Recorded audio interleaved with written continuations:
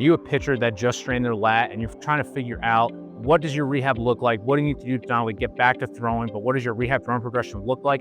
I'm gonna go over today some of the common signs and symptoms that I see for athletes that sustain lat strains, some of the common rehab exercises I prescribe, and then really some of the higher level exercises we will do in preparation for returning an athlete to throwing after a lat strain. So the lat is a very important muscle from a pitching standpoint. So it does three things. It performs shoulder extension, adduction, and internal rotation. So from a pitching standpoint, there's really two phases that we look at in terms of when is the lat most active. And it is in layback. So when you get into the layback, maximum external rotation, that lat is undergoing an eccentric contraction, meaning it's undergoing a lengthening. And then out of layback, it goes into acceleration. So it's a very powerful force producer in that acceleration phase more than anything, specifically in internal rotation. Now, the other thing that lats don't always get talked about is essentially when you're getting into that follow-through position, when you're getting out in front. And the reason I mention that is because a lot of guys will injure their lats in this position when they are getting into that out extended position, and they'll feel sometimes a pull in that position. It doesn't always happen,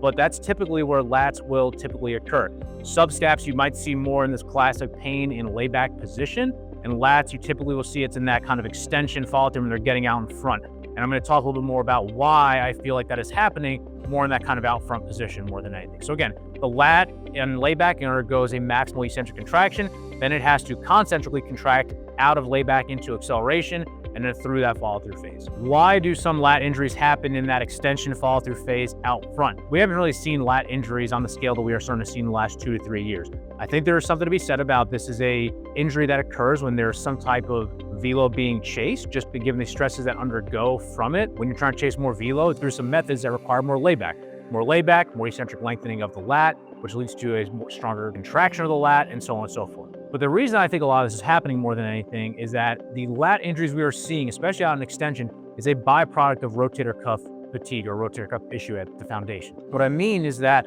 when you are essentially against that deceleration follow-through phase, your rotator cuff is acting to decelerate your arm.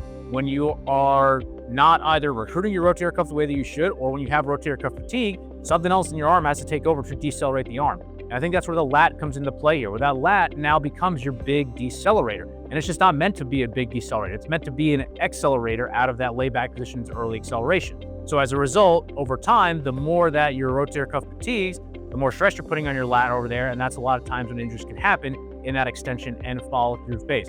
Now, this is not to say that I don't see lat injuries into that layback position. I do, but in those cases, if a guy is a little more symptomatic back here versus out front in terms of their lat, I'm going to be a little bit more concerned of is there some subscap involvement getting into layback? Your subscap's going to be more of a pure internal rotator more than anything. All right, now from an early phase rehab standpoint, there's definitely going to be a lot of external rotation, scap-based work that we're going to be doing, but typically what I found is the extension movement, especially if a guy's lying with their stomach on a table, their arm off the side, they go to extend and lift like that. That's a lot of times how we tell if that lat is involved or not. So extension typically is the big movement that's pretty provocative with them early on.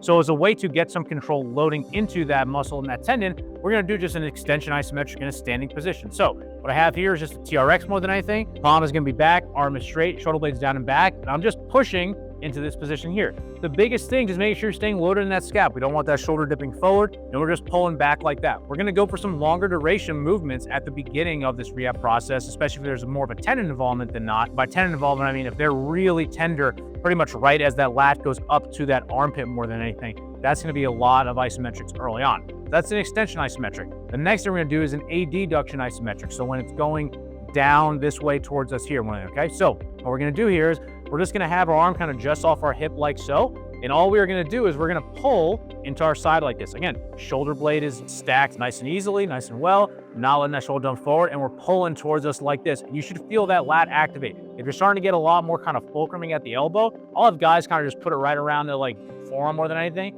and that should allow them to get a little bit more of a contraction at the lat. So those are, in addition to some basic cuff and scap exercises, those are two of the ways that I like to get some control loading into that lat early on. So now we're more in that middle stage of the rehab process where we're starting to work above 90 degrees down to more overhead positions.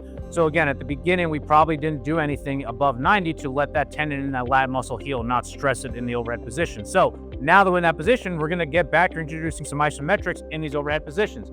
So what I'll do a lot of times, I'll put the band up high like that. You can start 90, and then eventually you kind of get to this point where we're in this like overhead 120 position. And all they're doing is they're pushing straight down, almost into the ground and towards like a scooping motion more than anything. So you're gonna get a lot of extension and you'll feel that lat in that position working more than anything. And again, we might start with a little bit lower intensity, longer duration isometric, and then we're gonna move into more full, higher intensity isometrics. So once we do some isometrics in that position, we do the same thing, but now we just do it with some resistance through the range.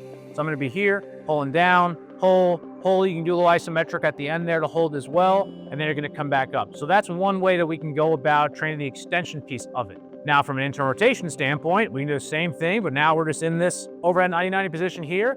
And from here, shoulder blades engaged, we're just pushing forward, really just feeling it in the shoulder more than anything, not letting that shoulder pop forward, but just performing an isometric there. So that's what that isometric can look like there in that position. And then the same thing, but now we can do it from a full range standpoint. Rotate, rotate, rotate to a punch. You can get really as creative with it as possible. And again, from a posterior rotator cuff standpoint, there's still gonna be a lot of stuff we're doing at this phase. We are never not doing rotator cuff work.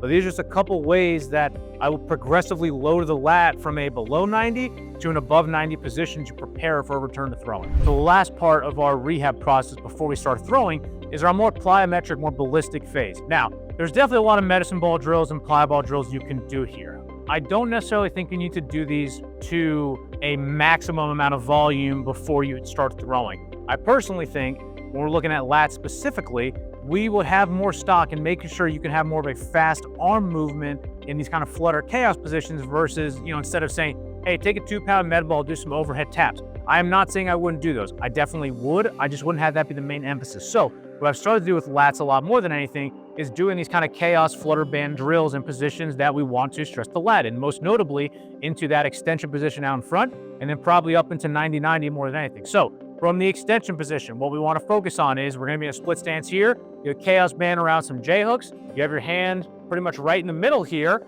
And then all you're doing, again, you have that shoulder blade press forward, and we're just doing fast movements here more than anything. Moving up and down through that range, start slow and then move quick. If you're doing this correctly, you're going to feel your lat working. And again, more than anything, it's building a true rotator cuff co-contraction in that vulnerable position for the lat, while also getting a little bit of work into the lat.